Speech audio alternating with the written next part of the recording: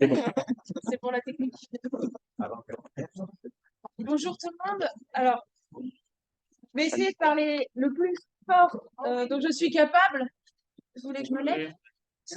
Alors, je vais essayer peut-être comme ça, ouais. Mais pour le cadrage, ça va être un peu compliqué.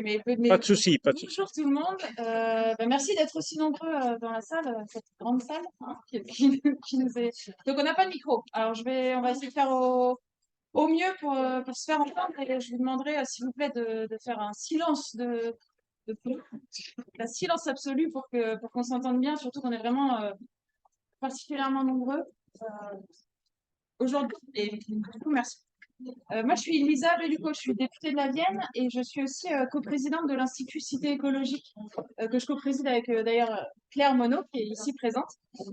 C'est un think tank dont je vais vous parler 2 secondes, mais donc c'est avec ces 2 casquettes que j'ai organisé cet atelier qui s'appelle Écologie ou barbarie et qui va tenter d'évoquer ce que vivent les écologistes en milieu rural, dans les campagnes, et qu'est-ce qu'on propose pour s'opposer à ça en alternative plutôt qu'en opposition.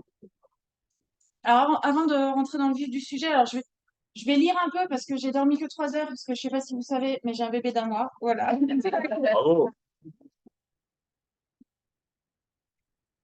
Donc, quand j'ai organisé cet atelier, j'avais pas de bébé et je pensais que ça serait super simple à gérer, mais en fait, c'est pas si simple. J'ai écrit toute mon intervention qui me permet de pallier le manque de sommeil.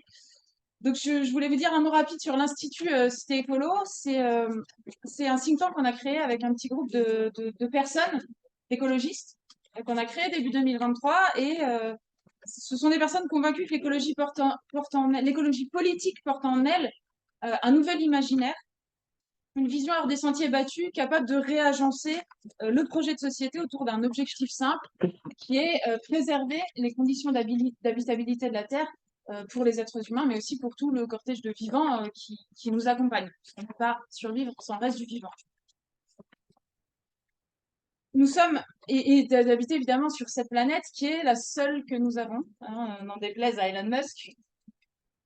Donc nous sommes de ces acteurs qui veulent contribuer à définir et à diffuser ce nouveau cadre de pensée et d'action et à faire émerger une idéologie structurée à même d'emporter la bataille des idées. Parce qu'on dit souvent, les écologistes ont gagné la bataille culturelle, mais pour l'instant, ça ne se traduit pas concrètement. Ça commence un peu dans le nombre d'élus, mais on est encore loin de la victoire absolue. Donc l'Institut vise modestement à contribuer à inventer l'offre politique et à la répondre au temps de l'Anthropocène. Donc, à cette fin, on a décidé d'organiser un cycle de conférences, de séminaires qui s'appelle Écologie et barbarie. C'est pour ça qu'on a cette conférence aujourd'hui, mais il y en a plusieurs. On en a déjà fait une, il y en aura d'autres. Vous reconnaîtrez la référence, hein, socialisme ou barbarie. Donc, écologie ou barbarie, pour placer l'écologie comme nouveau projet de société. L'idée, c'est de pointer la barbarie à laquelle nous faisons face aujourd'hui et le projet que nous proposons en tant qu'écologistes en face pour susciter l'espoir. Alors, la barbarie, c'est quoi? On pense à l'extrême droite, mais pas que. Et c'est ce sur quoi je vais mettre le doigt aujourd'hui dans cet atelier. C'est qu'aujourd'hui, il y a d'autres formes de barbarie auxquelles nous devons nous opposer en tant qu'écologistes ou face auxquelles nous devons proposer des alternatives. Et ce que je veux mettre en avant, c'est que l'écologie politique, elle a ceci d'intéressant qu'elle permet de bousculer le traditionnel clivage gauche-droite. En fait, quand on regarde le paysage politique avec les lunettes de l'écologie politique, on voit que la ligne de rupture, elle se fait plus forcément en termes de gauche-droite. J'aurais des anecdotes à raconter sur ce qu'on vit à l'Assemblée nationale, mais je pense que ça viendra dans le débat. Bruno Latour, qui est mon maître à penser, évoquait les terrestres face au hors-sol, comme nouveau clivage et qui redessine le champ politique. Alors aujourd'hui, les barbares, ce sont ces personnes qui accaparent l'eau, les terres, les semences. Ce sont ces personnes qui polluent sans limite les nappes phréatiques, les cours d'eau, la terre nourricière et l'air, et qui détruisent la diversité biologique des cultures, tout en appauvrissant considérablement nos paysages. Ce sont ces personnes qui détruisent le vivant et le climat au nom d'une soi-disant souveraineté alimentaire et au nom de la balance commerciale, évidemment. Et tout ça avec la complicité de l'État et des gouvernements successifs, alors de droite comme de gauche, encore une fois. Et ces personnes peuvent menacer de mort des journalistes d'investigation. Hein, ça s'est notamment passé en Bretagne avec Morgane Large.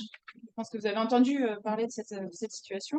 Ces personnes peuvent aller intimider le président Nature Environnement 17. Je ne sais pas si vous avez vu parler de ça, mais si vous avez entendu parler de ça, mais il y a des militants FNSEA qui sont allés saccager et intimider l'épouse du président de Nature Environnement 17 chez elle. Voilà, sans être inquiétés. Ces personnes aussi peuvent saccager le bureau de la ministre Douanet, hein, déjà à l'époque, puisque des agriculteurs étaient entrés dans le ministère, avaient saccagé son bureau, encore une fois, sans être inquiétés. Alors, qui sont ces personnes? Qui sont ces barbares de nos campagnes? Comment procèdent-ils? Quel est leur projet? Et quel projet écologique devrions-nous développer pour susciter l'espoir et anéantir leur capacité de destruction? C'est toutes ces questions qu'on va tenter d'explorer aujourd'hui ensemble et d'aborder avec nos trois invités que je vais maintenant vous présenter. Alors, j'ai à ma gauche Marie Pochon, qui est députée écologiste de la Drôme. Elle est militante du climat. Elle a milité d'abord aux côtés d'Alternativa, puis au sein de Notre Affaire à tous. Elle a été collaboratrice de Marie Toussaint sur la justice climatique, notamment, et coprésidente de l'association de soutien des soulèvements de la Terre. Alors Marie, c'est une activiste en zone rurale, puisqu'elle est une enfant de la Drôme, et c'est là qu'elle est revenue pour être élue députée en 2022. Et depuis, elle s'engage à la construction d'un projet écolo pour les ruralités au sein de ELV, et tous les jours sur le terrain dans la plus grande circonscription de France. Et elle en fait des kilomètres. Benoît Biteau est eurodéputé et paysan activiste. Ça te va comme qualification? Paysan résistant, c'est ton bouquin, je crois. Ingénieur agronome, il est premier vice-président de la commission de l'agriculture au Parlement européen et auparavant il était vice-président de la région Poitou-Charentes et à ce titre il a mis en place des politiques publiques audacieuses pour accompagner la transformation de l'agriculture comme il l'a fait lui-même sur sa ferme. Et Erwan Lecoeur, qui nous permettra de prendre un peu de mettre un peu en perspective le partage de nos deux praticiens, nos deux vivant de expérimentateur de la ruralité. Erwan Lecoeur, il est sociologue, politologue, spécialiste de l'extrême droite et de l'écologie politique. Et il a notamment, enfin pour moi ça a son importance, était directeur de la communication de la ville de Grenoble entre 2014 et 2017. Et donc à ce titre, a travaillé sur comment on rend visible et on rend désirable le projet écolo. Enfin, parce qu'on a tout, mais comment on le vend? J'aime pas ce terme, mais Alors, la première question que je voudrais vous adresser, ça porte vraiment sur vos expériences, Marie et Benoît, parce que si j'ai invité Marie et Benoît à cette table ronde, c'est qu'ils ont la double casquette. Ils ne sont pas que élus, mais ils sont aussi vraiment des personnes qui vivent et qui agissent en ruralité, dans les campagnes, et qui vivent des choses à ce titre pas toujours super joyeuses et parfois difficiles à vivre. Et c'est ce dont je souhaiterais que vous me parliez. Alors, Benoît, en tant que paysan bio très médiatique, il me semble que tu vis au quotidien une pression assez forte et parfois des agressions. Et est-ce que tu peux nous en dire un peu plus là-dessus? Alors, je pense notamment à l'anecdote de la cellule d'émetteur. Je te l'ai remis en tête parce que c'est très intéressant, vous verrez. Est-ce que tu peux nous dire en quelques mots, nous parler de la mécanique que nos ennemis ont développée pour un peu discréditer et détruire les écologistes? Et puis d'ailleurs, nous dire qui sont ces ennemis? Je vais essayer. Je me lève aussi pour que tout le monde m'entende. Donc effectivement, je suis paysan, agronome. Je suis élu depuis 2010 d'abord vice-président d'une région qui est celle de Poitou-Charentes et ensuite depuis 2019, enfin je suis passé par Nouvelle-Aquitaine, ouais, je vais y arriver parce que vous savez que j'ai normalement mon organe m'aide bien et depuis 2019 je suis donc député écologiste au Parlement européen et premier vice-président de la commission agriculture et développement rural au Parlement européen. En vérité, je vais faire des allers-retours entre ces différentes casquettes, mais en vérité, ces phénomènes de barbarie, de violence, d'intimidation, je ne sais pas comment les appeler, c'est un peu tout ça, hein, avec des niveaux comment dire, d'intimidation et d'impact qui sont plus ou moins forts. Moi, j'ai commencé à le côtoyer quand j'étais fonctionnaire au parc du Marais Poitevin et où j'étais recruté, et vous allez voir que ça a un lien avec l'actualité. J'étais recruté à l'époque par l'État français qui était sous le coup d'une. Je cherche mes mots. D'un contentieux européen, pardon, sur la gestion du Marais Poitevin et en particulier sur la gestion de l'eau du Marais Poitevin. C'est de ce contentieux que naît la stratégie autour des méga-bassines dont on parle beaucoup aujourd'hui. Et j'étais en charge de rédiger le document, les mesures, les solutions pour que l'État français sorte de ce contentieux européen dont il est sorti en 2005 avec des promesses faites par l'État français pour sortir du contentieux européen, pour mieux gérer le Marais Poitevin. Et si aujourd'hui on est encore dans la situation qu'on connaît sur le dossier des méga-bassines, eh bien c'est précisément parce que ces mesures, ces promesses d'action n'ont pas été tenues. Et c'est la raison pour laquelle on est dans cette situation extrêmement dramatique. Et si je vous parle de ça, c'est que j'ai commencé à côtoyer les représailles, les menaces et les intimidations à ce poste-là. Et j'ai l'habitude de raconter que mon ordinateur avait tendance à très souvent sauter par la fenêtre de mon bureau qui était au 2e étage pour se retrouver sur le trottoir de la rue juste en dessous. C'est-à-dire que j'avais des gens, des militants, plutôt de la FNSEA, mais j'avais aussi des chasseurs parce que j'étais aussi en charge du document d'objectifs Natura 2000 qui régulièrement venaient faire prendre l'air à mon ordinateur par la fenêtre. Voilà, donc ça c'est. Alors, petite anecdote quand même, parce qu'il y a des petits plaisirs dans la vie et il faut s'en satisfaire.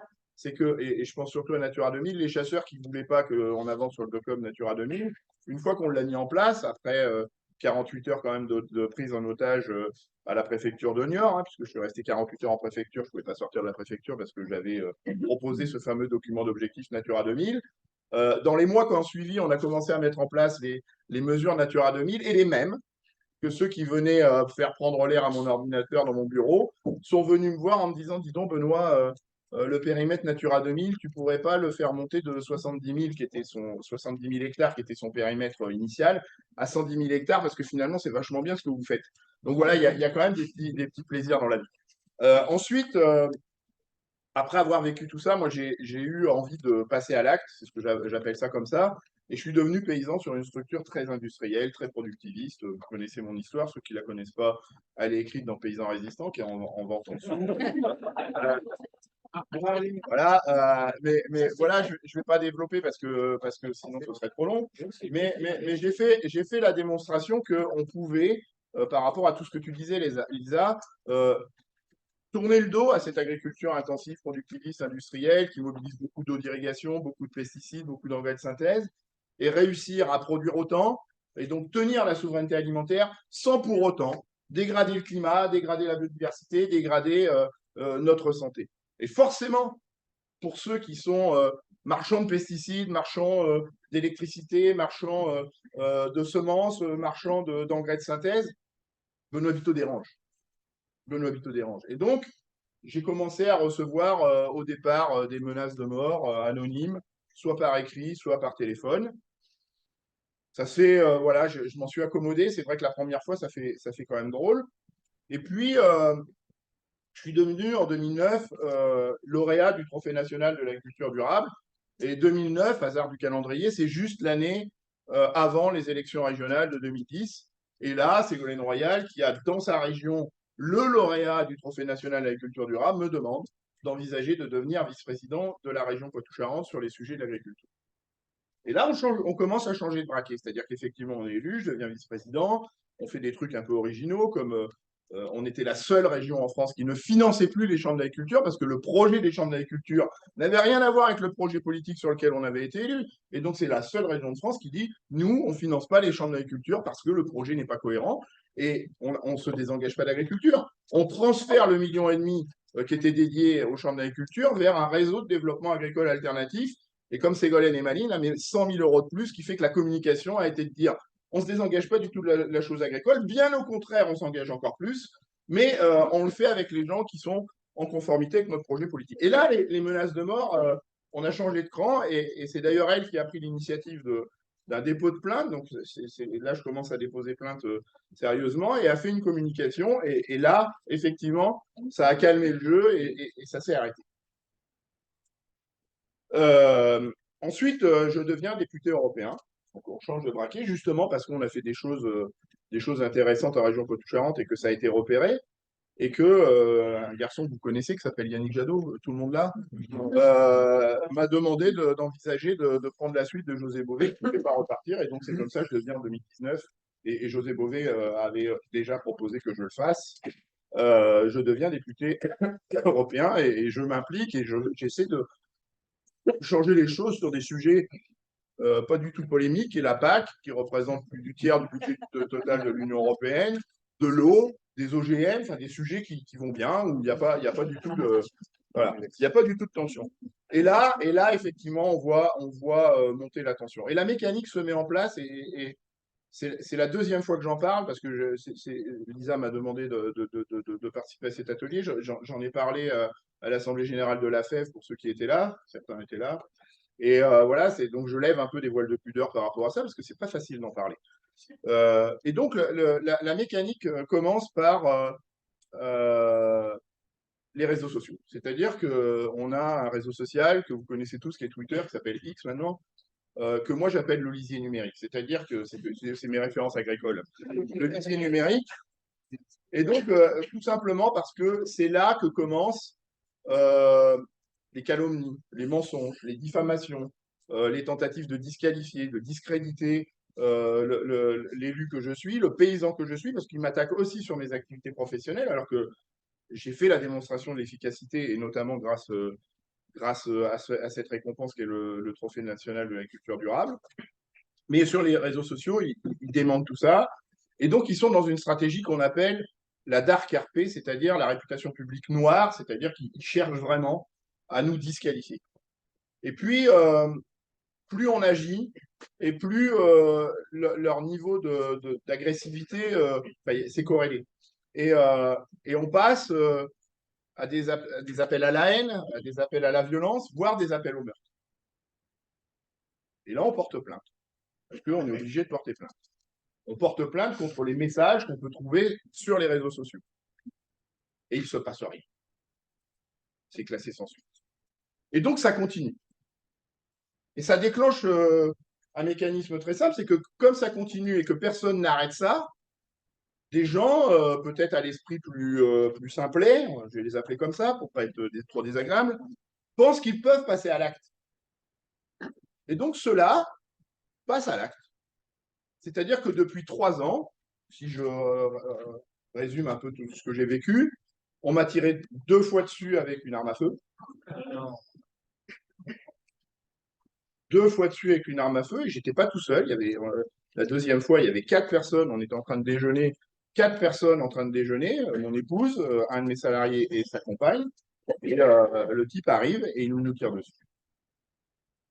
Je raconte des petites anecdotes, je t'avais promis que je le ferais. Et là, je me rappelle que au mois de mai 2019, quand je suis élu, le chef de brigade de ma gendarmerie était débarqué avec sa petite voiture bleue, ses 2 adjoints de gendarmerie, pour me féliciter de mon élection, me dire qu'ils étaient parfaitement honorés que le seul député de la zone Poitou-Charentes soit sur leur canton et qu'ils allaient tout mettre en œuvre pour le protéger.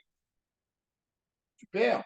Je n'avais rien demandé, c'est eux qui viennent me proposer leur service. C'est génial. Un élu de la République protégé. Et puis là, cet après-midi de mai, on me tire dessus, mon épouse appelle la gendarmerie et ils nous disent mais on ne peut rien faire, on peut rien faire. Donc on nous tire dessus, la gendarmerie ne se déplace même pas. Et c'est moi qui, avec ma voiture, intercepte le type qui me tire dessus, donc on sait qui c'est. On porte plainte, enquête, classé sans suite, il n'y a pas de blessés, donc classé sans suite. Alors que l'officier de gendarmerie qui a pris ma plainte parle d'attentat. Donc ça, il faut que vous entendiez ça quand même. Ensuite, quelques mois après, donc ça c'était mai 2020, quelques mois après, octobre 2020 ou 2021, non 2021, ils viennent polluer un lot de 15 tonnes de sarrasin. Je produis du sarrasin, ils viennent mettre des graines de datura dans le sarrasin. C'est impossible de séparer du datura du sarrasin. Et donc, on détruit le lot de sarrasin. Donc, ça a aussi un impact économique. Et c'est aussi leur stratégie ils s'appuient sur l'épuisement et l'assèchement financier. C'est ça aussi leur stratégie. Ils nous épuisent et ils tentent de nous assécher financièrement. Ensuite, en janvier 2022, on a semé des graines de datura dans mes champs pour que cette plante extrêmement toxique pousse dans mes parcelles alors que je suis indemne de datura. Toujours des plaintes, hein, enquête, tout ça, mais toujours sans suite. Et puis, en septembre 2022, on balance des bouteilles des bidons d'un litre d'allume-feu barbecue dans l'enceinte de ma ferme, avec un message très clair, une ferme, ça brûle bien. Et toujours plainte, mais ils disent, ouais, on ne sait pas, voilà. Et là, plus récemment, c'était en mai 2023, on a libéré mes bovins, j'avais 40 bovins sur une zone de marais, on a libéré mes bovins et on les a laissés partir sur une route nationale. Donc, vous voyez ce que ça peut provoquer de désordre, toujours une plainte et toujours rien. Donc ça, c'est ça la mécanique, c'est-à-dire le numérique, le dark RP et ensuite des gens qui passent à l'acte, c'est-à-dire que ces gens spéculent sur la possibilité que des esprits plus simples passent à l'acte. Et ils donnent l'impression d'être des mouvements de fond importants dans des stratégies qu'on appelle l'astroturfing. Alors, je suis désolé, c'est des anglicismes, mais le numérique, c'est beaucoup d'anglicismes. Et donc, l'astroturfing, c'est par exemple des communautés qui se créent, comme une communauté, je ne sais pas si vous aviez vu ça, de paysans défenseurs du glyphosate. En vérité, la naissance de cette communauté, c'est Bayer qui la crée, qui disent, regardez, on a des paysans, enfin des exploitants, faut être clair, des exploitants agricoles qui défendent le glyphosate. Et donc, ils créent ce truc, et effectivement, ils font remonter avec eux des agriculteurs qui se reconnaissent dans ce truc-là. Mais au départ, ce n'est pas des agriculteurs. On a eu la même chose avec... j'ai perdu le fil, mais peu importe. Enfin, voilà, c'est ça l'esprit de l'astroturfing. Donc, voilà comment ils constituent des communautés, les agro-twittos, pour ceux qui suivent un peu Twitter. Les agro-twittos qui sont très, très présents. Et je vais parler de ça parce que les agro-twittos, en vérité, c'est une communauté qui a été mise en place par des entreprises de communication. C'est-à-dire que par rapport à tout ça, on a cherché à comprendre, et c'est pour répondre à ta dernière question que je viens là-dessus, on a cherché à comprendre qui étaient ces gens-là. Et on a regardé qui était derrière les agrotwitos, qui était derrière ce groupe créé en astroturfing de défense de glyphosate.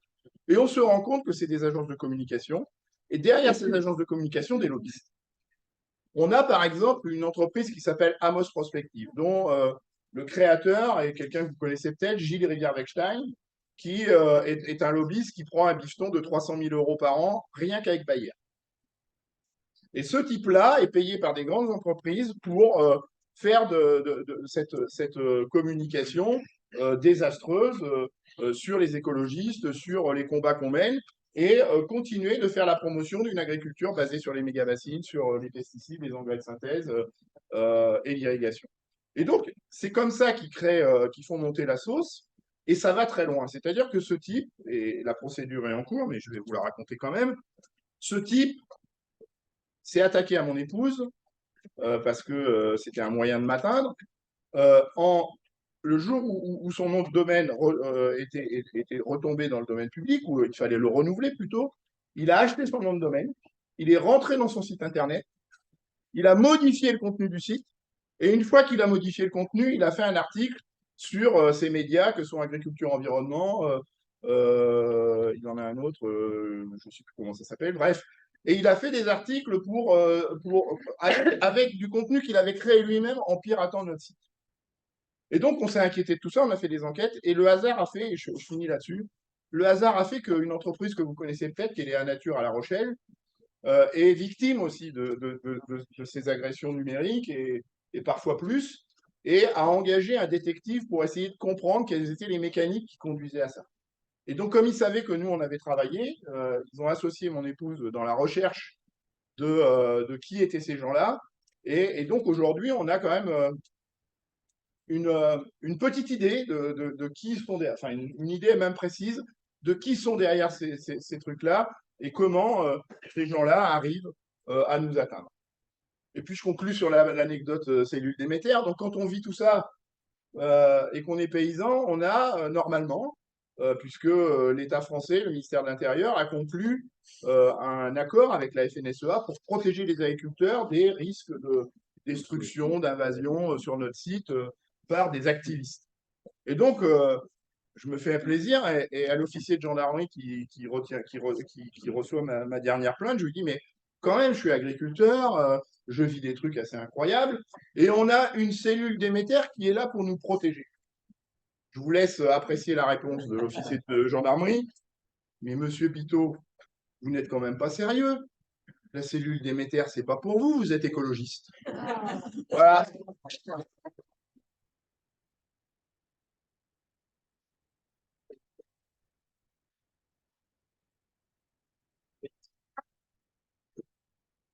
La barbarie, hein. On me dit que c'est les fachos, c'est de la barbarie.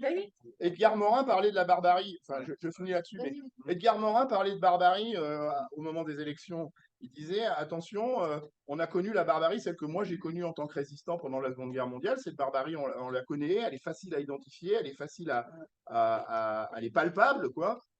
Et puis il y a l'autre barbarie, plus rampante, plus insidieuse, qui est celle que nous propose la République en marche. Voilà.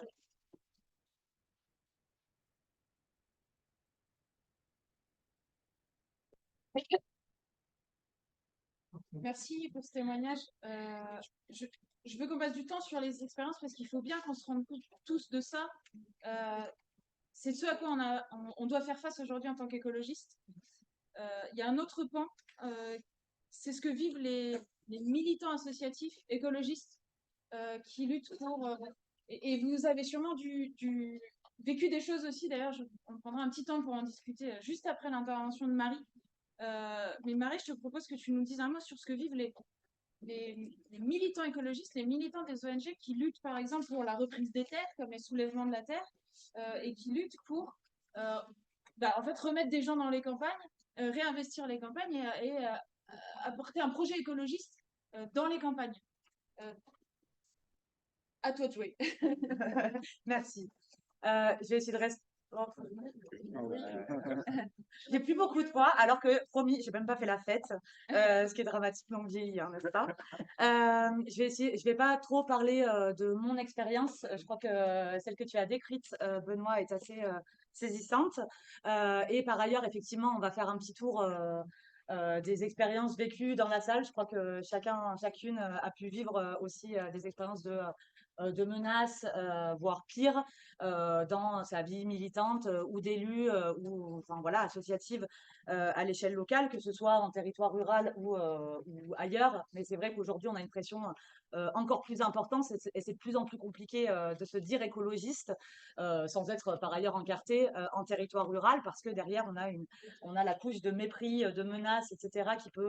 qui peut venir peser sur nous, sans aller jusqu'à la violence que tu as pu vivre, Benoît. Mais je voulais effectivement faire un point sur le contexte général d'une sorte de normalisation d'une violence envers les écologistes et une sorte d'autorisation à la violence envers les militants écologistes.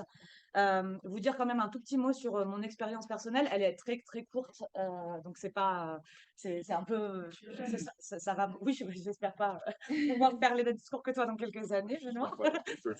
Non. Mais moi, j'ai milité effectivement. Je suis rentrée dans la vie associative avec Alternativa en gros en 2015, au moment de la COP 21. Donc j'ai participé comme un certain nombre de militants écologistes à un certain nombre d'actions à ce moment-là. C'était les faucheurs de chaises dans les BNP, c'était pardon, c'était des occupations de banques, effectivement, dès qu'on pouvait, ou des peintures lurages, je ne sais pas comment on l'appelle. Moi, je suis rentrée très rapidement ensuite à Notre Affaire à tous, dont j'ai été directrice puis secrétaire générale. J'ai accompagné Marie Toussaint effectivement dans l'ensemble de ses combats sur la justice climatique. Et j'ai été une de celles qui a co-initié une association qui s'appelle aujourd'hui Terre de lutte et qui vient en soutien à des luttes locales contre des grands projets inutiles, imposés et destructeurs sur l'ensemble des territoires. C'est notamment eux qui sont à l'initiative du grand rassemblement qui a eu lieu au début du mois d'août au Larzac. Mais par ailleurs, tout ce large mouvement accompagne ce qui s'appelle désormais les soulèvements de la terre, dont Europe Écologie Les Verts fait partie, hein, et dont nous sommes un certain nombre à avoir apporté leur soutien. Moi, on a fait appel à moi il y a quelques mois pour devenir une des coprésidentes. On est 20 coprésidents de l'association de la défense des terres qui apporte un soutien financier et moral et en termes de communication au soulèvement de la terre. Donc, c'est 20 coprésidents. Il y a 2 députés dedans. Moi, je suis une des 2 députés avec Maxime Lenné, qui est un député LFI. On a un certain nombre de personnalités du monde de la culture, des arts, du monde intellectuel qui font partie de ces coprésidents qui viennent en soutien au soulèvement de la terre, mais on y viendra dans la deuxième question.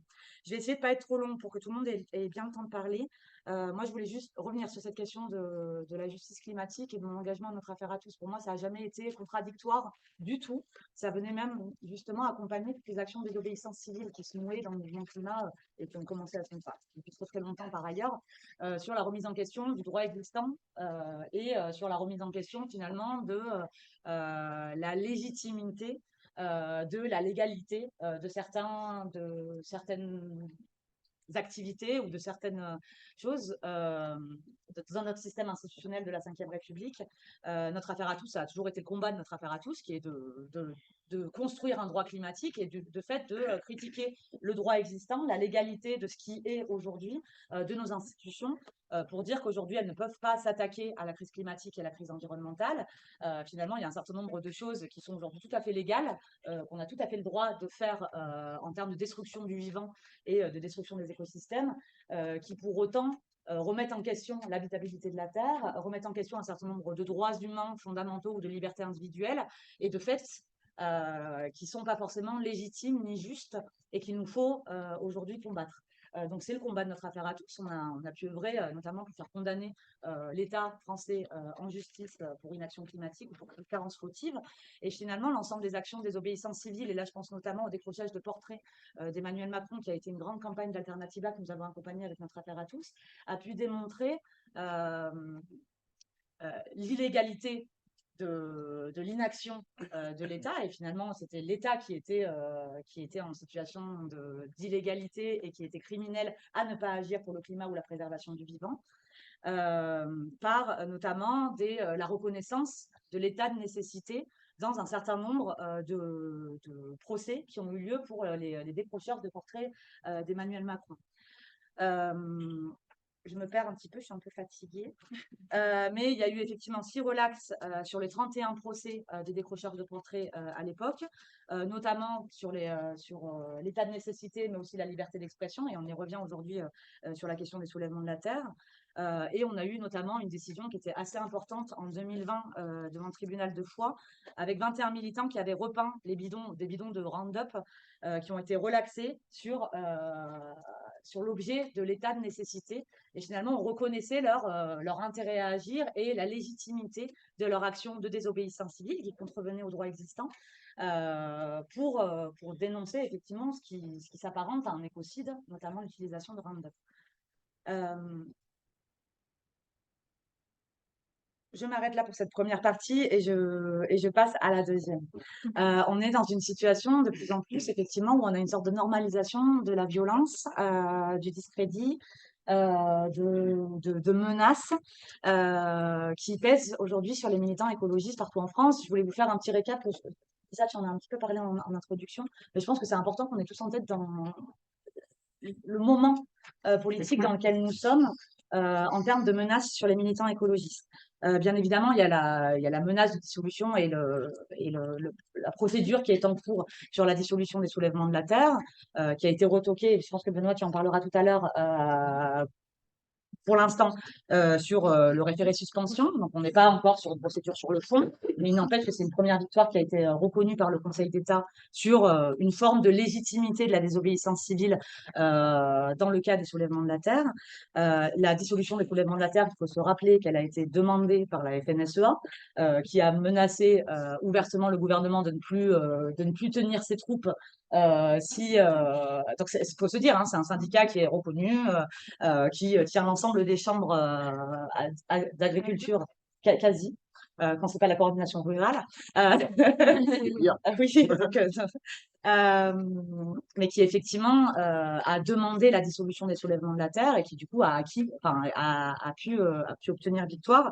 C'est pas la première fois qu'ils obtiennent victoire, puisque c'est quelque chose d'assez normalisé. La menace contre les militants écologistes, elle est mondiale, mais elle se développe de plus en plus en France. On dénombre depuis 2012, ça c'est un chiffre de Global Witness, plus de 1733 militants écologistes un peu partout dans le monde qui ont été assassinés pour leur militantisme. Entre 2015 et 2022, FNE, France Nature Environnement, a fait un décompte en France, donc ces dernières années. Ils ont décompté parmi leurs membres 52 cas d'agression, d'atteinte aux biens ou de menaces parmi les membres de FNE. On peut en compter d'autres. Et je voulais vous faire la liste juste de ce qui s'est passé rien que cette année.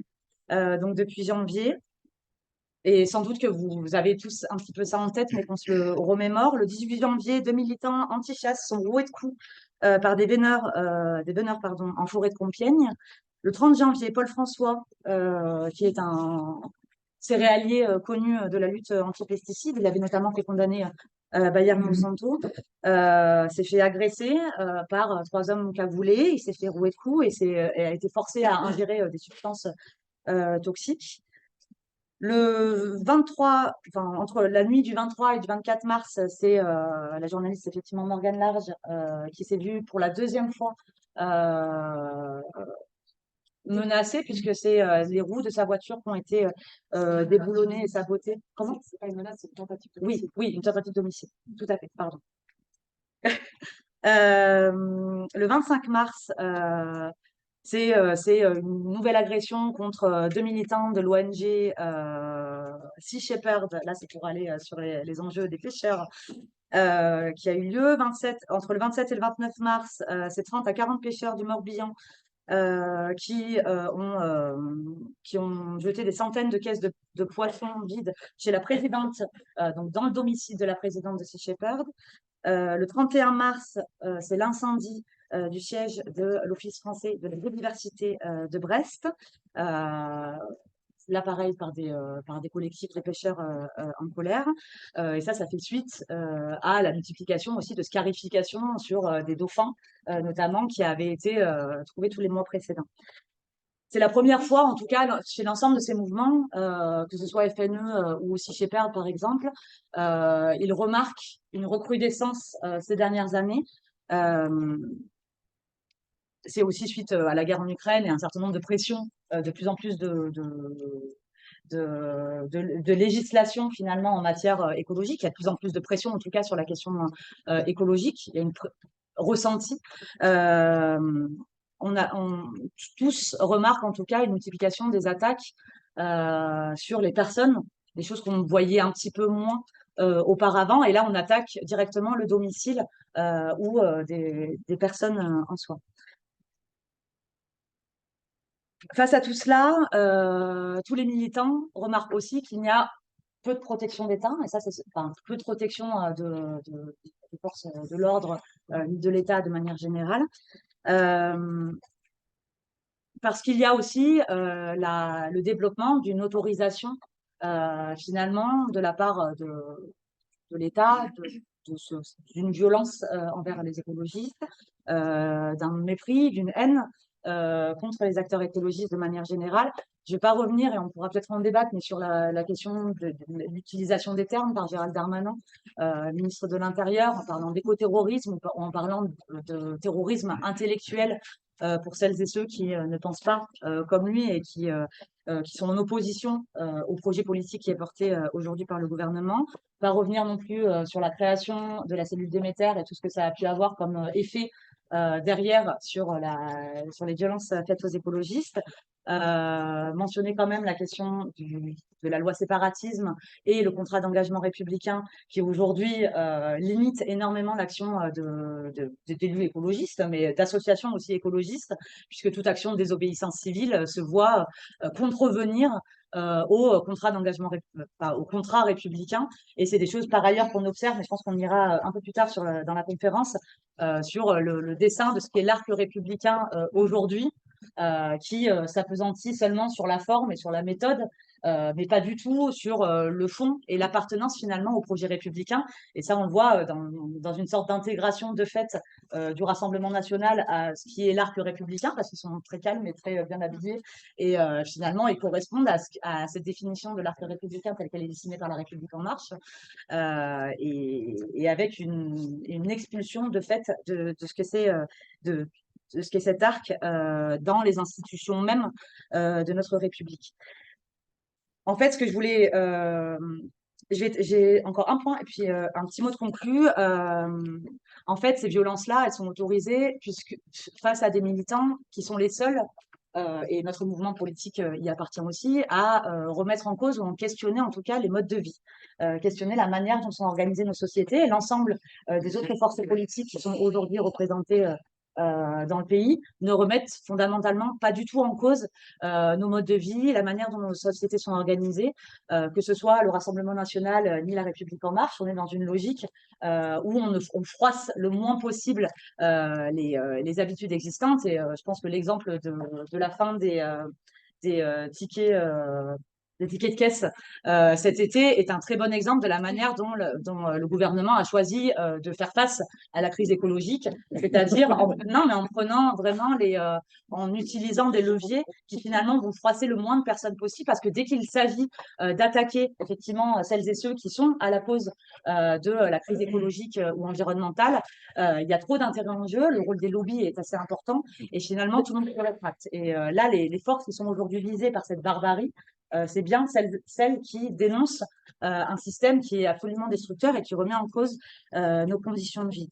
Il y a une omerta incroyable. Je crois que ça a été bien démontré par le déplacement de Marine Tondelier dans le Lot-et-Garonne, qui est un événement que j'ai oublié de mentionner, mais qui a eu lieu en mars dernier, et où on voyait finalement une coordination rurale qui tient la Chambre d'agriculture dans le Lot-et-Garonne, qui, par ses menaces auprès des membres de la préfecture, mais jusqu'au plus haut niveau de l'État, finalement se permettent des violations permanentes à l'état de droit et aux règles existantes, jusqu'à menacer une secrétaire nationale d'un parti reconnu. Mais bien évidemment que ces menaces-là, elles sont quotidiennes pour l'ensemble des militants dans le Lot-et-Garonne. Et c'est cette omerta que ça a pu montrer. Je vais en terminer là avec l'ensemble de ces exemples-là.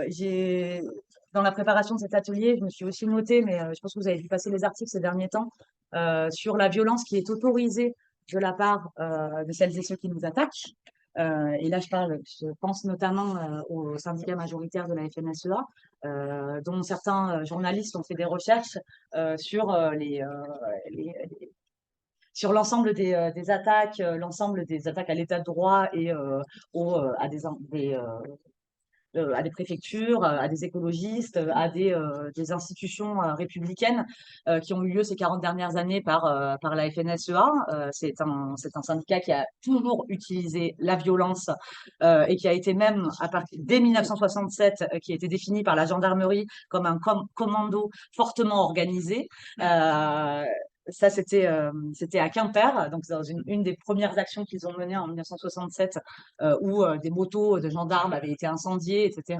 Ça, c'est un mode d'action qui a été utilisé, qui continue d'être utilisé par le syndicat majoritaire et sur lequel, finalement, une certaine omerta, une certaine normalisation existe. Et peut-être qu'on pourra y revenir, mais je suis absolument trop longue. Juste pour répondre finalement à ta question sur ce que je vis. Et je vais être très très courte parce que ça fait que 1 an que je suis élue, donc j'ai pas vécu grand-chose encore, j'imagine. Mais je voulais juste ajouter un point. Parce que j'ai pas du tout vécu la violence que tu as pu vivre. Et je pense qu'on est à un autre, on est aussi à un autre niveau, mais je voulais quand même parler du fait d'être aussi une jeune femme. Et je pense que ça joue aussi, pas forcément dans la violence qu'on peut subir, mais dans une forme de mépris. Quand on est une jeune femme élue, jeune femme écologiste élue dans un territoire rural, on subit une sorte de mépris généralisé et une sorte de dénigration permanente de ce que nous sommes, des idées qu'on peut porter. Je vais pas, j'ai peu d'expérience à vous porter, mais vous pouvez, je pense, imaginer ce que c'est de siéger pour la première fois dans un comité loup. Alors, il y a beaucoup de prédation dans la Drôme, donc c'est un petit sujet. Et de fait, je me suis rendue à tous les comités loups du département. Et de siéger pour la première fois en tant que jeune femme écologiste dans un comité loup entouré par le président de la fédération de chasse de la Drôme, de la Chambre d'agriculture, de la FDO, la Fédération des éleveurs ovins, du préfet. On est dans une sorte d'une enfin, je sais même pas le décrire, mais c'est assez lourd et c'est très très compliqué de tenir le coup, de pas se faire couper la parole, d'avoir un discours qui est compris et qui est entendu dans ces instances-là. Et ça, c'est l'exemple majeur, mais sur un certain nombre de dossiers, il y a un enjeu aussi de genre qui est compliqué, mais je pense que dans le tour, peut-être que des femmes pourront aussi témoigner de ce que c'est que de militer en tant qu'écologiste dans des territoires où c'est pas forcément la norme. Euh, et ce sera intéressant de vous entendre. Voilà.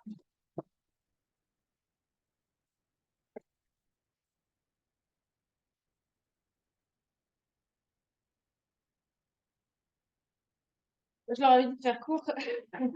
Non, mais là, c'est vraiment intéressant qu'on passe du temps sur les expériences vécues parce qu'il faut vraiment qu'on mette des mots sur ce à quoi on fait face. Et du coup, je voudrais vous laisser la parole parce que on n'a jamais le temps pour les questions à la fin, on n'a jamais le temps de dire ce qu'on a à dire. Et donc, très vite, en une phrase ou deux, si certains veulent nous apporter des témoignages de ce qu'ils vivent en tant que militants écologistes, un peu dans ce même esprit, pour illustrer le tableau et compléter la description. Et je voulais proposer à Claire de commencer à nous partager ça, parce qu'elle est élue en région Bretagne, et on sait que là-bas, il y a des fortes tensions entre les agriculteurs, l'agriculture très intensive, et puis les écologistes. Et ensuite, d'autres veulent dire vraiment en deux, trois phrases ce qu'ils vivent. Oui, bonjour à tous et à toutes. Donc moi, je suis élue, je suis conseillère régionale au Conseil régional de Bretagne. Plus fort, mettre dans le bon sens. J'ai moi-même été victime l'année dernière d'une agression très violente de la part du vice-président à l'agriculture à la sortie du débat sur les algues vertes. Suite à cette agression, j'ai porté plainte, une plainte qui a été classée cet été.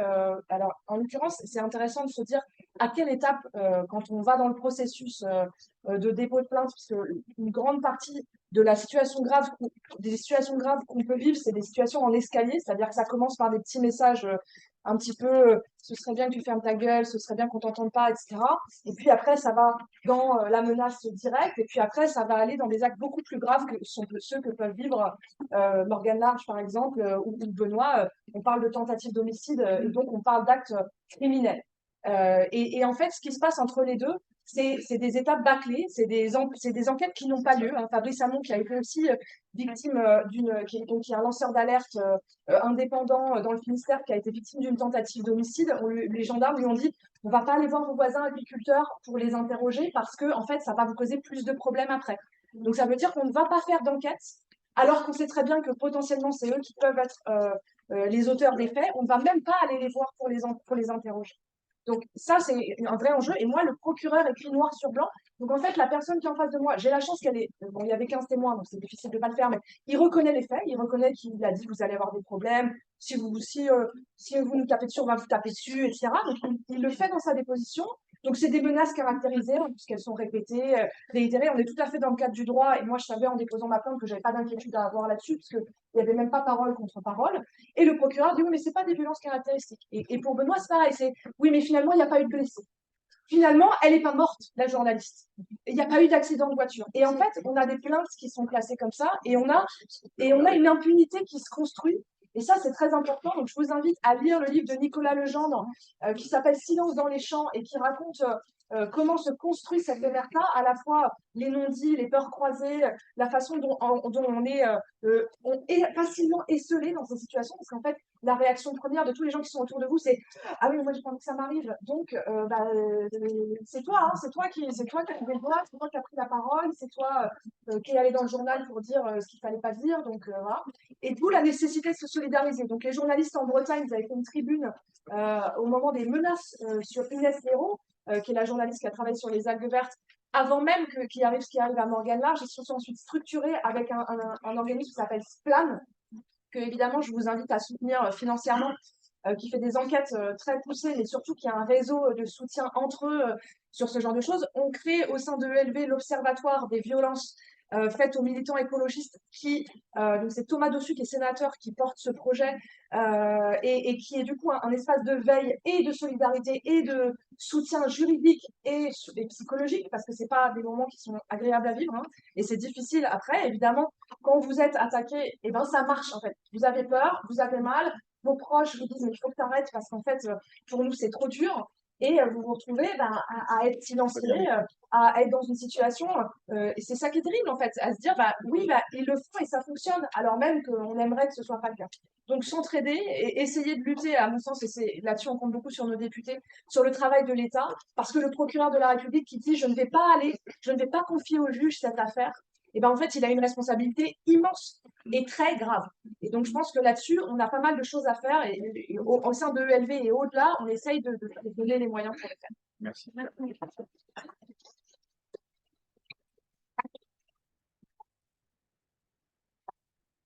Allez, on prend 4-5 interventions, soyez le plus concis possible. Oui, je voulais signaler quelque chose qui s'est passé à Nantes.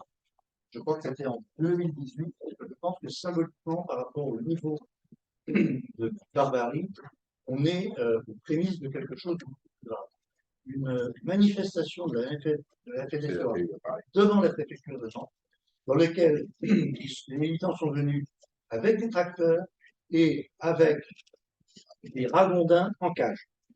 Et devant tout le monde, la mise à mort par écrasement par les tracteurs des ragondins, en disant c'est comme ça qu'on se débarrassera des nuisibles. Ah ouais. Ouais, c'est une bonne référence. Voilà, on est à prémisse de quelque chose de beaucoup plus.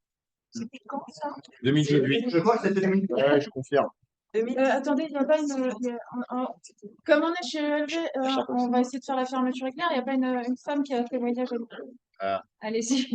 Un petit témoignage, bon, personnellement. Alors, Christine Prigent, je suis conseillère régionale de Bretagne, donc Bretagne, terre de lutte depuis longtemps, et on a pas mal de soucis. Donc moi, personnellement, oui, j'ai été agressée verbalement simplement.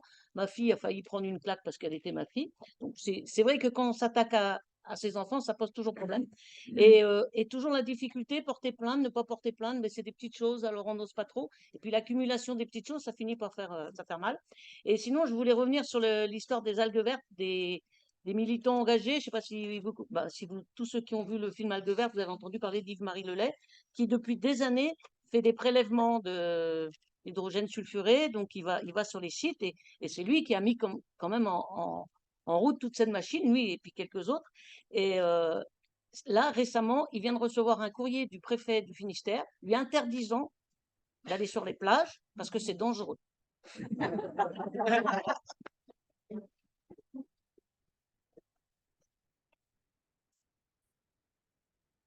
Serge Anquez, ELV Ariège. 2018, notre association APRA Le Chabot, on s'occupe des rivières ariégeoises, on décide de réunir les associations environnementales de l'Ariège pour la première fois et de faire l'état de l'environnement de l'Ariège avec le public. 2 jours avant, la préfecture nous appelle, il y a un problème, il y a une manifestation contre vous qui est en prévision. On va vous protéger. La préfète, que vous connaissez probablement tous, qui s'appelle Marie Lajuste, nous envoie 2 compagnies de CRS pour nous protéger. Et il les a fallu, quoi. En face, ça a été assez violent. On a porté plainte. Le procureur n'a pas joué le jeu. Il a fallu attendre un nouveau procureur. Et au bout de 4 ans, on a réussi à les mettre. Ils sont passés devant le juge. Ils ont eu tous 2 mois. Alors, tous, ce sont le président de la chasse, président de la FNSEA locale, la FDSEA, la présidente des JA et compagnie, quoi, les locales. Ils ont eu 2 mois avec sursis de prison et des milliers d'amendes d'euros. Là, ils ont fait appel et ça va passer le 28 septembre à Toulouse.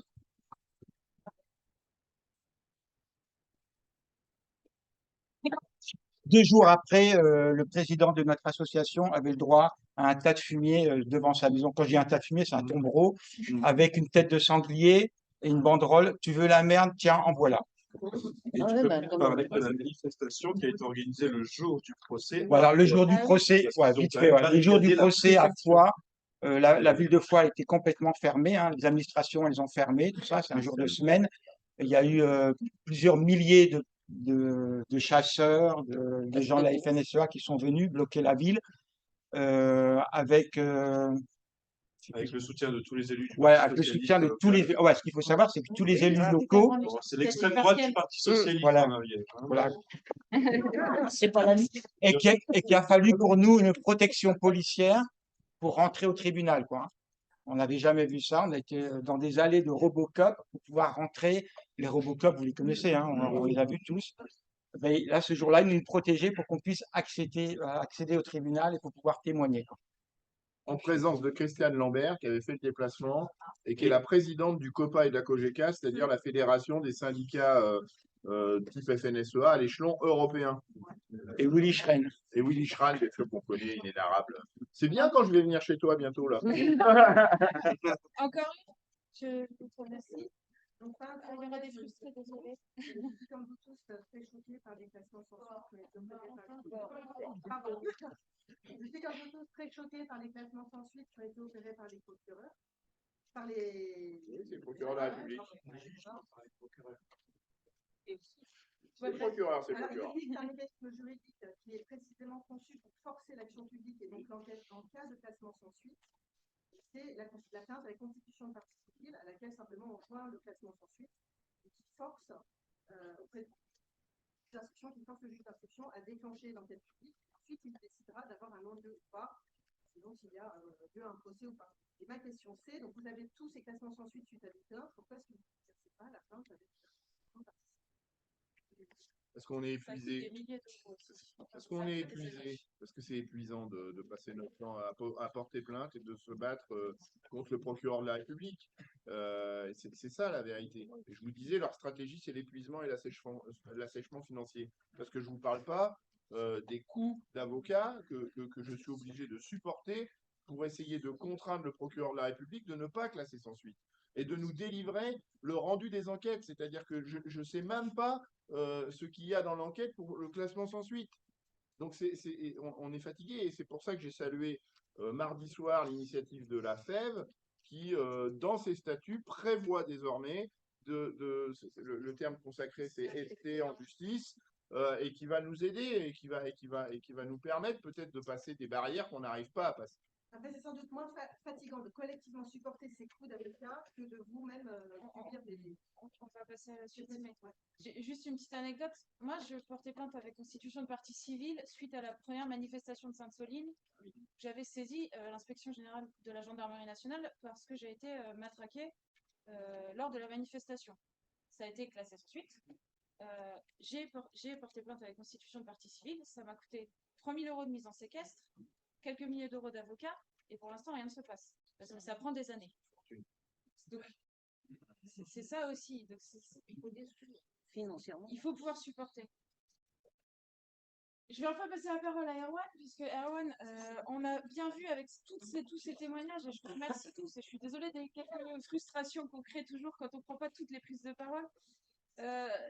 On voit que l'État est complice, encourage les agressions sur les écolos et s'en prend, en s'en prenant lui-même aux militants, main dans la main avec la FNSEA, mais pas que.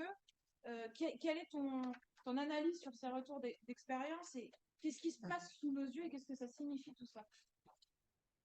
Bonjour à toutes et à tous, j'espère que vous m'entendez bien. Vous voulez que je me lève, c'est ça? Mieux. Très bien. Évidemment, j'ai oublié de grandir.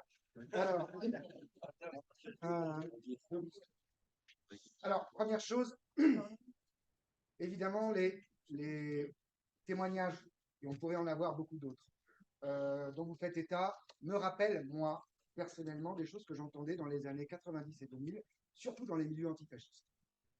Je vous le dis rapidement, on a eu un passage au cours des années 2010 où le nombre de syndicalistes dans le monde qui étaient tués chaque année était assez déplorable, autour de 200. Aujourd'hui, la majorité des gens qui sont tués dans le monde, ça a été rappelé, sont des militants écologistes. On est donc passé dans une nouvelle ère, je dirais un nouveau type de conflit. Pourquoi je parle de conflit? Parce que je pense que nous sommes dans un état pas avec majuscule, hein, un état, un moment, une ère, de l'accent grave RE, assez nouvelle, que pour ma part, j'essaie d'écrire depuis pas mal d'années à travers l'étude de l'extrême droite, mais pas seulement. Et c'est bien là qu'on parle bien de barbarie au pluriel. On parle d'un phénomène qui est à la fois un phénomène de montée de conflit, hein, une conflictualité mise en œuvre, orchestrée et mise en avant, dans laquelle les écologistes n'ont pas toujours le beau rôle et souvent sont plutôt victimes que belligérants ou belligérants. Et ce que j'appellerais ces faits d'agression, car ce sont des faits, hein, d'agression physique ou verbale ou autre, que moi je vois dans d'autres domaines, hein, puisque vous l'avez compris, c'est un des domaines dans lesquels on essaie de voir où en est-on de l'écologie de la barbarie. Il y en a quelques autres, il y en a un certain nombre d'autres. Et donc ces faits d'agression qui sont réels, qui sont supportés par tout un tas de gens aujourd'hui, qui sont de plus en plus nombreux.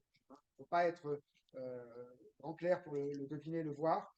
On le voit dans tout un tas de domaines, et pas seulement l'antisémitisme, pas seulement les questions de racisme, voire même de moins en moins, les Français et les Européens sont de moins en moins racistes d'après toutes les grandes enquêtes. Par contre, on a de plus en plus de faits orientés vers un certain nombre de personnes. Et ça, cette conflictualité qui est mise en scène me fait penser que nous sommes dans un état de guerre d'influence.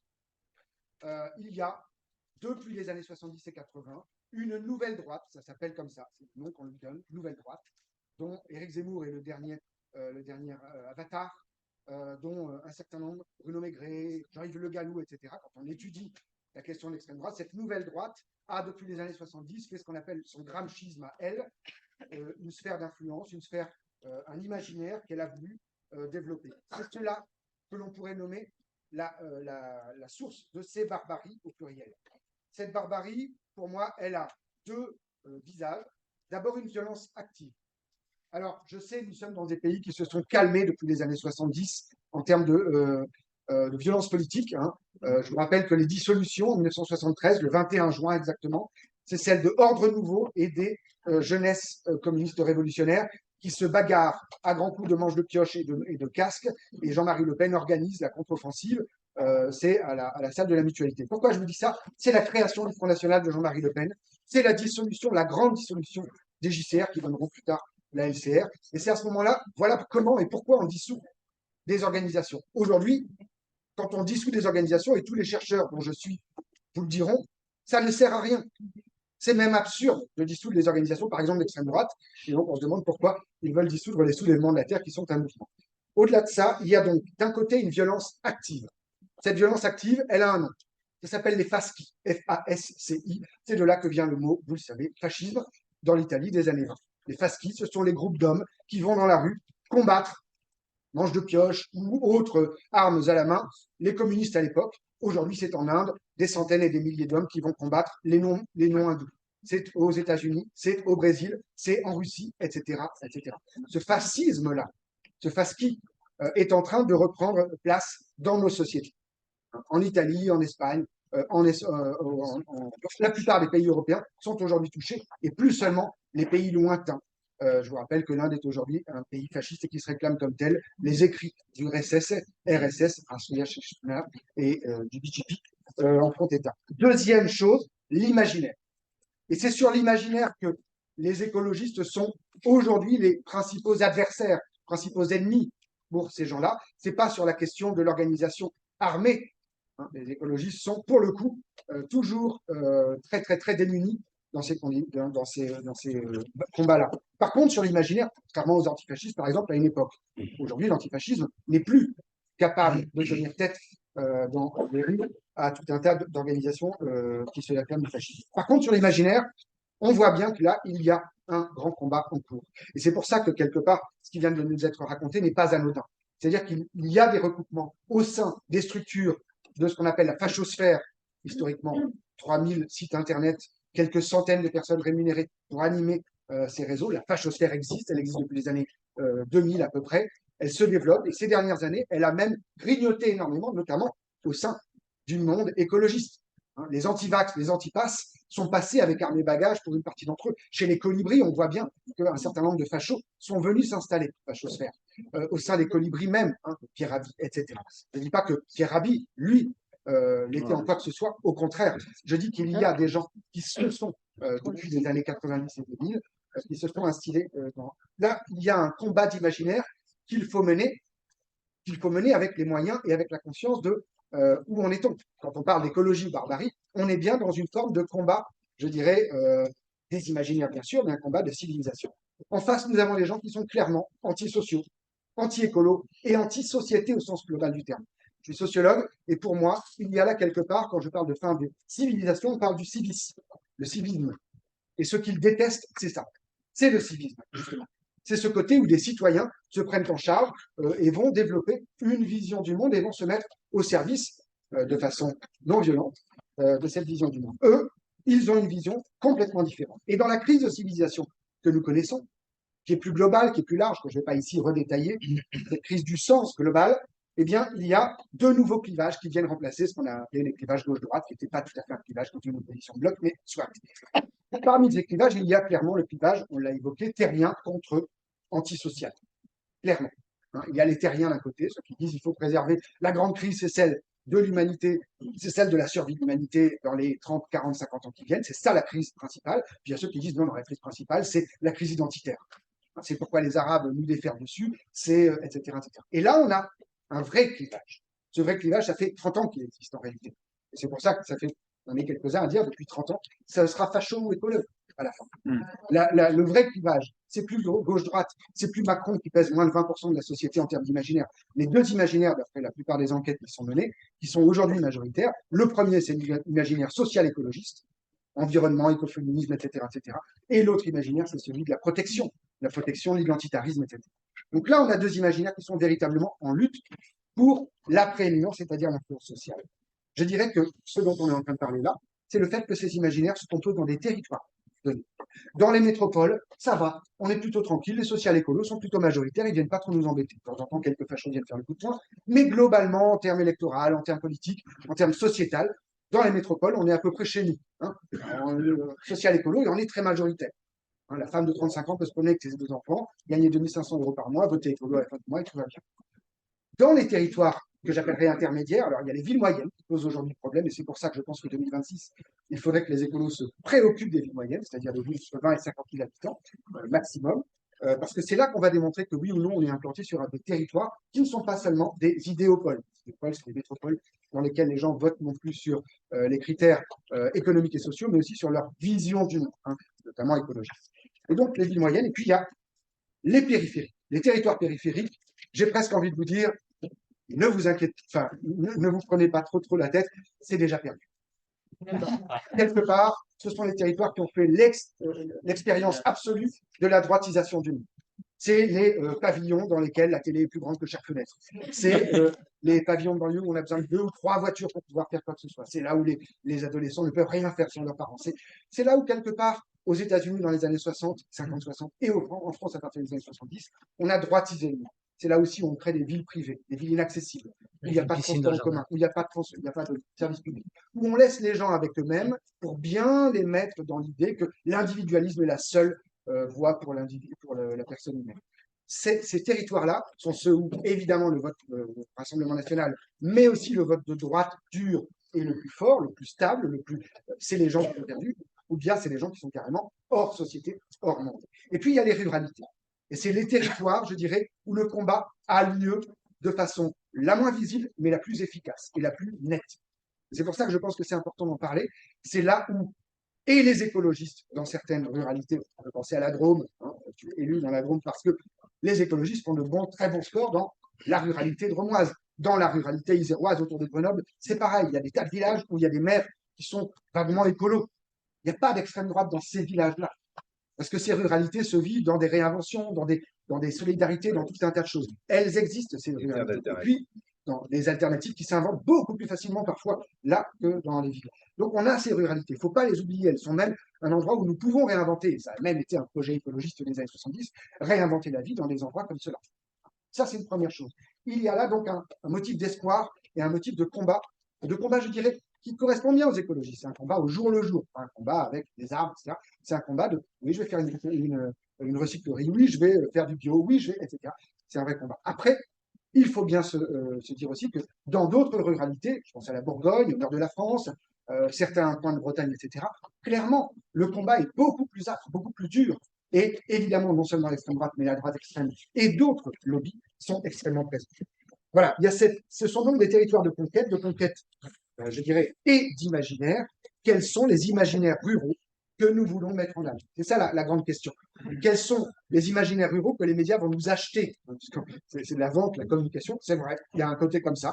Il faut communiquer intelligemment pour que les médias soient capables de nous dire oui, la ruralité est un lieu de réinvention du XXIe siècle, le lieu de l'invention d'un XXIe siècle qui ne soit pas que l'effondrement, que le chacun pour soi.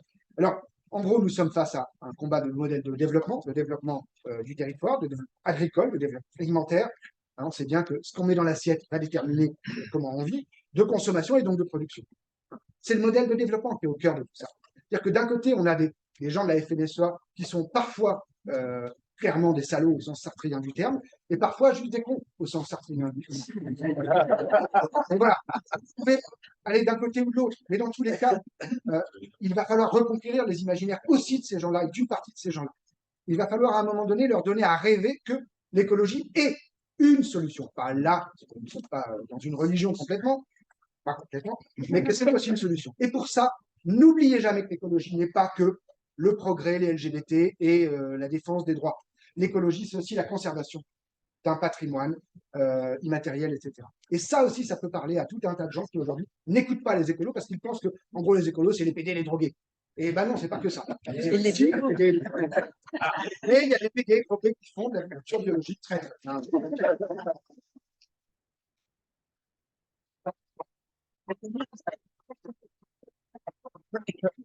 Dernier point, la question des méthodes. Parce que c'est bien joli de dire, c'est pas bien, ils sont méchants, on est gentils. Ok, on est les gentils, la preuve, personne ne le sait. Nous, on sait qu'on est gentils, mais ils ne croient pas qu'on va gagner à la fin. Je dis régulièrement aux écologistes. Première chose, ils ont des méthodes qui s'appellent des réseaux d'influence. Et en sociologie, on apprend que rien ne se fait sans influence.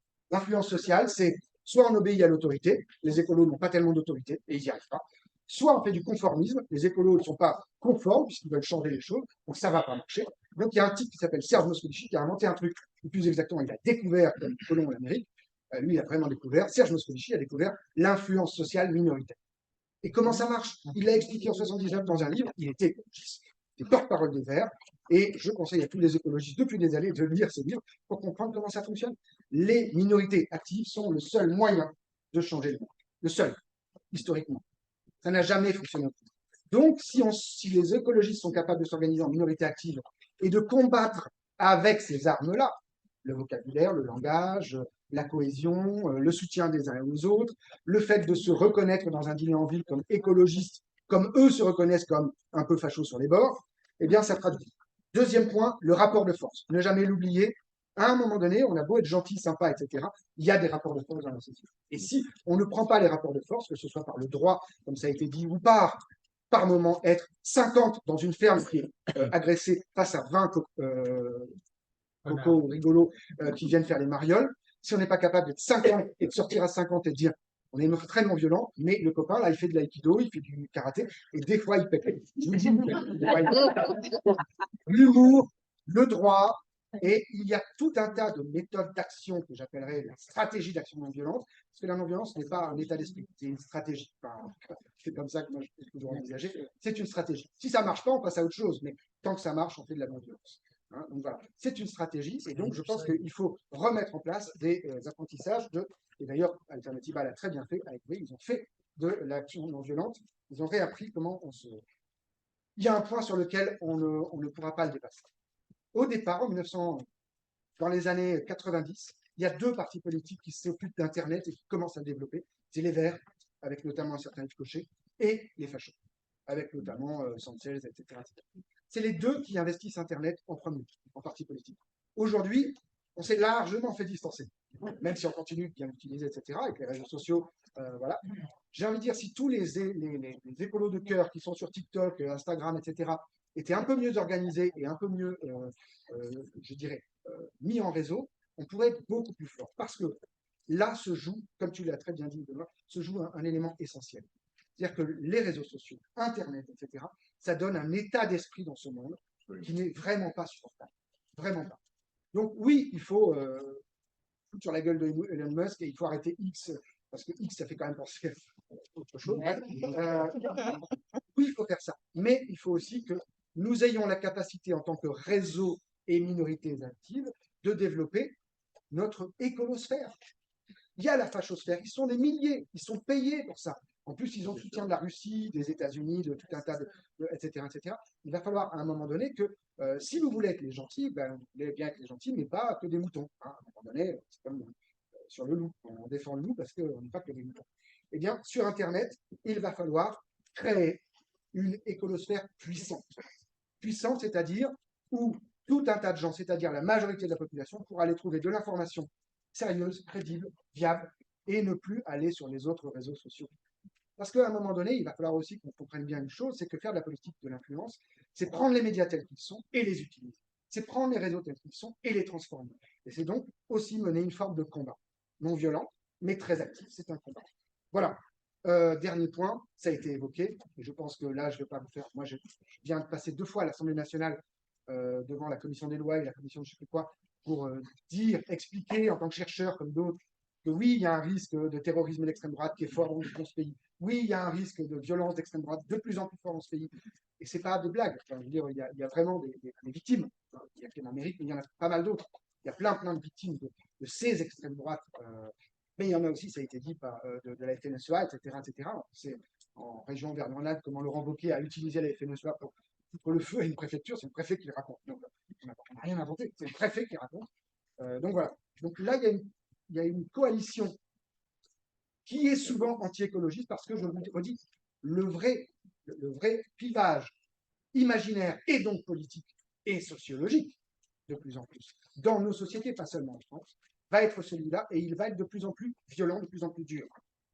Le problème aujourd'hui, c'est qu'il y a une répression des mobilisations sociales et écologiques qui est proprement insupportable et qui fait un tout petit peu penser à l'Allemagne des années 30, juste avant, vous savez, ce fameux moment où il y a un type qui arrive, etc. etc. Et voilà. Et donc, je pense que ce qu'il faut absolument relever, et peut-être qu'il va falloir former une armée de juristes, c'est arrêter l'impunité. Et donc, je pense que vraiment, il nous faut une armée de juristes, il nous faut des policiers à nouveau républicains, et il nous faut, comme ça a été le cas à une époque, que des militants écologistes fassent, s'ils sont jeunes, s'ils sont malins, s'ils sont intelligents, eh bien, s'il vous plaît, devenez commissaire, pas seulement agriculteur.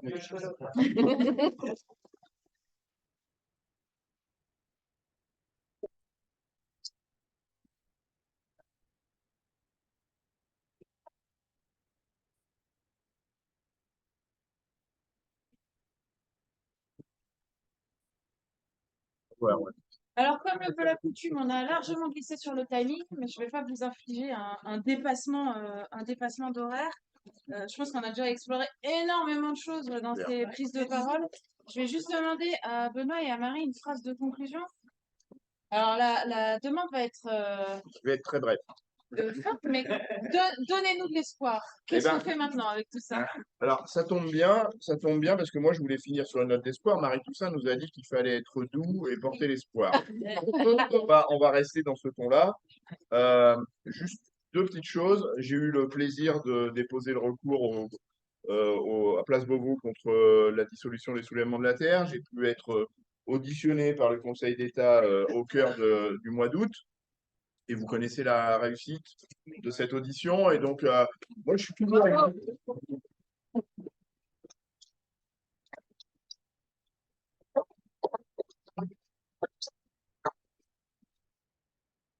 ému quand j'évoque cette séquence parce que sur nos épaules, avec Jojo, reposait une lourde responsabilité, c'est réussir à convaincre le Conseil d'État que nous ne sommes pas des violents, que nous sommes dans la désobéissance civique et donc dans le symbole, et on l'a réussi. Donc beaucoup d'émotions pour moi et surtout l'espoir que l'état de droit n'est pas mort malgré tout dans ce pays, avec des décisions telles que celle-ci au Conseil d'État. Et puis l'autre, et c'est très bref aussi, j'ai la chance de côtoyer un ami à moi que vous connaissez peut-être, qui s'appelle Michel Forst, qui a été rapporteur spécial à l'ONU sur la situation des défenseurs des droits de l'homme et qui, depuis 2 ans maintenant, a été mandaté sur, donc il est toujours rapporteur spécial, mais précisément sur la protection des défenseurs de l'environnement et donc l'application de la Convention d'Aarhus. Et donc, c'est à la fois encourageant, c'est-à-dire qu'on voit bien que ce sujet-là commence à prendre forme.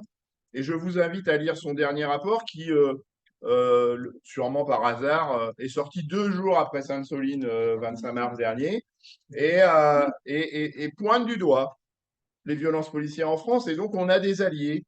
Et c'est ce message d'espoir-là que je veux porter au plus haut niveau, comme un rapporteur spécial à l'ONU, qui est un type remarquable. Et le message qu'il m'envoie vous dire, parce qu'il m'a chargé de vous l'envoyer, c'est que si nous avons besoin de lui tous ensemble, il se mobilisera pour venir nous défendre, y compris devant des tribunaux. Voilà, je vous remercie.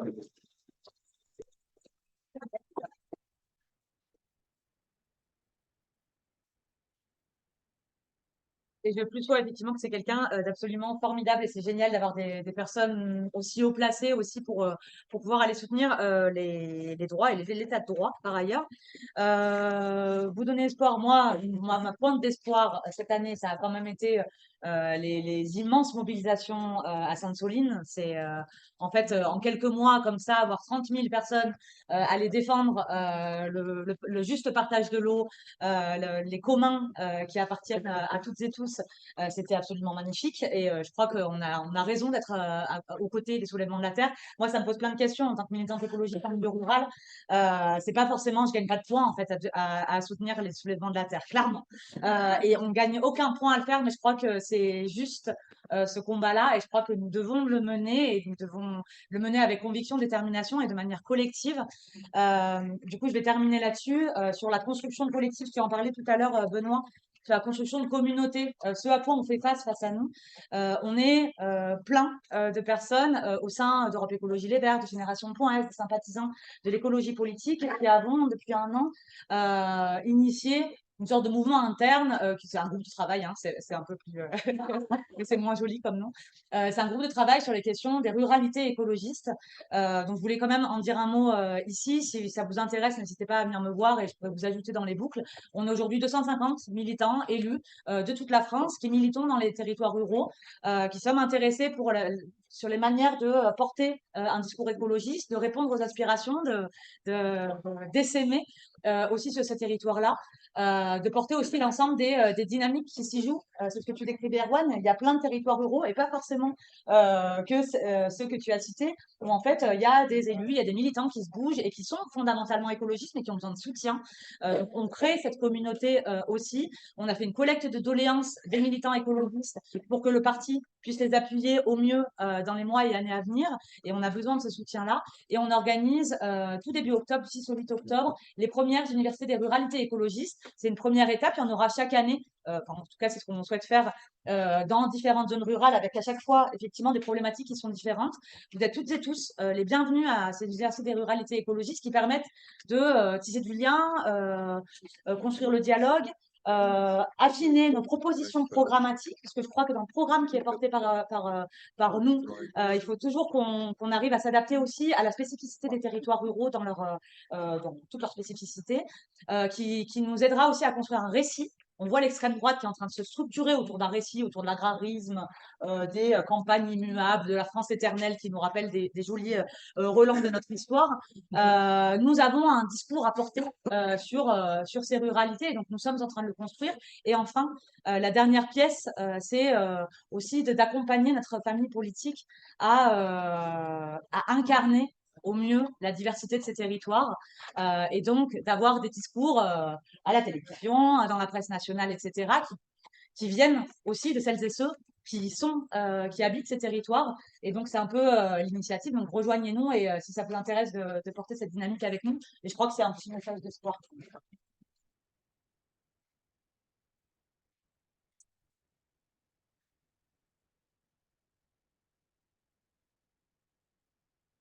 Je vais conclure par une phrase. Régulièrement, les médias m'interrogent, est-ce que l'extrême droite fait de l'écologie? Ma réponse depuis des années et des années, c'est non, ils n'y arrivent pas. Ils ne comprennent pas. À chaque fois, elle se plante, elle prend un conseiller, il dit n'importe quoi, etc., etc. Depuis quelques mois, il y a de la nouveauté. Ils ont compris que l'agrarisme, qui est en train de gagner les élections dans le nord de l'Europe, est le nouveau fer de lance. Ils ont essayé le localisme, ça n'a pas très très bien marché. L'agrarisme, par contre, c'est quelque chose qui peut prendre, parce qu'en effet, ça fait la terre, les morts, le sang, etc., etc. Ça raconte, ça rejaillit d'une très très vieille histoire française. Donc, mon dernier mot, ce sera celui-là. Il faut récupérer la terre pour en faire autre chose que ce qu'ils veulent en faire. Voilà. Et donc, il faut que les écologistes reprennent pied sur terre. Merci.